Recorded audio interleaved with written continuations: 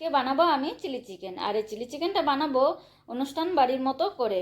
আর দেখবেন অনুষ্ঠান বাড়ির রাঁধুনিরা যেভাবে চিলি চিকেন বানায় খুব সহজ পদ্ধতিতে কিন্তু, আর খেতেও হয় ভীষণ টেস্টি। তো এইভাবেই করেই আমি চিলি চিকেনটা বানাবো। এখানে আমি 300 থেকে 400 গ্রাম চিকেন নিয়ে নিয়েছি। আর চিকেনের মধ্যে দিয়ে দিলাম আমি পরিমাণ মতো নুন, আর দিয়েছি 2 চামচ আদা রসুন কাঁচা লঙ্কার পেস্ট, আর দিলাম একটা ডিম ফাটিয়ে, আর দিয়েছি 1 চামচ ভিনিগার, আর দিলাম 2 চামচ কর্নফ্লাওয়ার, আর 1 চামচ দিয়েছি বাইন্ডিংয়ের জন্য ময়দা। তো ময়দাটা দিয়ে এবার এগুলো ভালো করে আমি হাতের সাহায্যে ম্যারিনেট করে রেখে দেবো। ওই 2 ঘন্টার মতো রেখে দেবো ম্যারিনেট করে। এটা যত বেশি ম্যারিনেট করে রাখা হয় ততই কিন্তু চিকেনটার স্বাদ ভালো হয়। তো আধ ঘন্টা রাখলেও হয়। তো আমার যেহেতু সময় ছিল তাই আমি 2 ঘন্টার জন্য এটা ঢাকা দিয়ে রেখে দিলাম।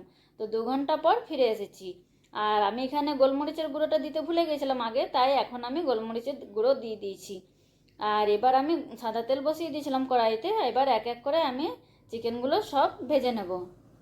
তো এইভাবে করে এক এক করে চিকেনগুলো দিয়ে আমি ভেজে তুলে নেব। আর চিকেনটা ভাজার সময় গ্যাসের আঁচটা কিন্তু রাখতে হবে একদম মিডিয়াম ফ্লেমে, জোর আঁচে রাখা চলবে না, নাহলে চিকেনটা ওপরটা লাল হয়ে যাবে আর ভেতরটা কাঁচাই থেকে যাবে। তাই মিডিয়াম আঁচে রেখে একটু সময় নিয়ে চিকেনগুলো ভাজতে হবে লাল লাল করে। তো এইভাবে ভাজলে চিকেনটা খুব ক্রিস্পি হয় ওপরটা। তো এইভাবে করে আমি 2 ব্যাচে চিকেনগুলো ভেজে নেব। এক ব্যাচ হয়ে গেছে, আরেক ব্যাচ দিয়ে দিলাম। এটাও আমি ওইভাবে একটুখানি নেড়ে চেড়ে লাল করে ভেজে নেব। তো আমার চিকেনগুলো সব ভাজা হয়ে গেছে, তুলে নিলাম। এবার তেলটা একটু কমিয়ে নিয়েছি। আর এবার ওর মধ্যে দিয়ে দিলাম কুচি করে রাখা রসুন আর গ্রেট করা আদা। ওইগুলো দিয়ে একটুখানি নেড়ে চেড়ে দিয়ে দিলাম ওর মধ্যে 1 চামচ ভিনিগার। ভিনিগারটা দিয়ে একটু নেড়ে নিলাম। নেড়ে নিয়ে এবার ওর মধ্যে দিয়ে দিলাম ভেজিটেবলসগুলো। এখানে নিয়েছি আমি ক্যাপসিকাম আর পেঁয়াজ, ঠিক এইভাবে টুকরো করে কেটে নিয়েছি চোখে চোখ করে। আর এখানে দিয়েছি 5-6টা লঙ্কা চিড়ে দিয়ে দিয়েছি। আর দিলাম পরিমাণ মতো নুন।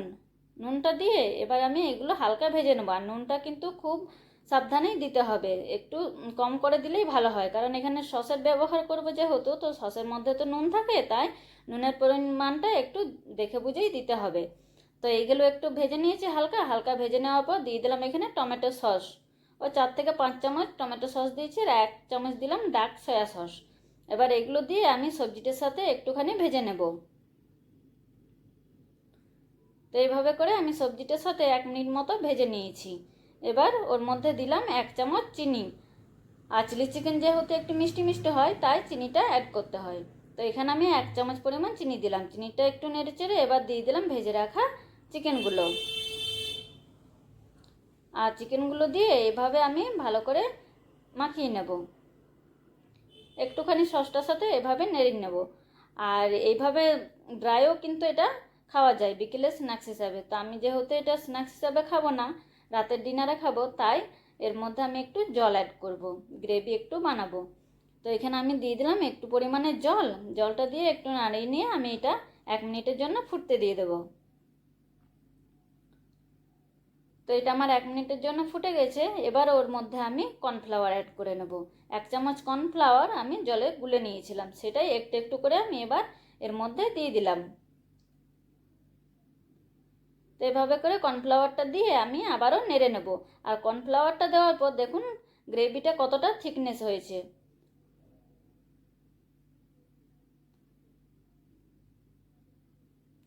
তো ঝোলটাও এখানে পাতলা হয়নি। আর দেখুন গ্রেভিটা কতটা থকো থকো হয়েছে। তারপর নামাবার একটু আগে দিয়ে দিলাম 1 চামচ গোলমরিচের গুঁড়ো। গোলমরিচের গুঁড়োটা দিয়ে আর একটু নেড়ে চেড়ে নিলাম। তারপর এবার গ্যাসের আঁচটা আমি বন্ধ করে দেব। আর যারা আমার রেসিপি দেখেন আর সুন্দর সুন্দর কমেন্ট করেন, তাদের জন্য অনেক অনেক ধন্যবাদ। আপনারা এভাবে আমার পাশে থাকুন আর আমাকে এগিয়ে যেতে সাহায্য করুন। আর এদিকে আমার চিকেনটা হয়ে গেছে, এবার আমি নামিয়ে নিলাম। তো দেখুন আমার চিলি চিকেনটা কীরকম হয়েছে, মানে কতটা ভালো হয়েছে দেখেই বুঝতে পাচ্ছেন। আর চিলি চিকেনটা খুবই লোভনীয় একটা জিনিস, খেতে ভীষণ টেস্টি লাগে। আর এটা ফ্রাইড রাইস বা রুটি যেটার সাথে খান না কেন ভীষণ ভালো লাগবে। তো আপনারাও এভাবে ট্রাই করে দেখবেন, আর একটা লাইক করবেন, আর আমার চ্যানেলটা সাবস্ক্রাইব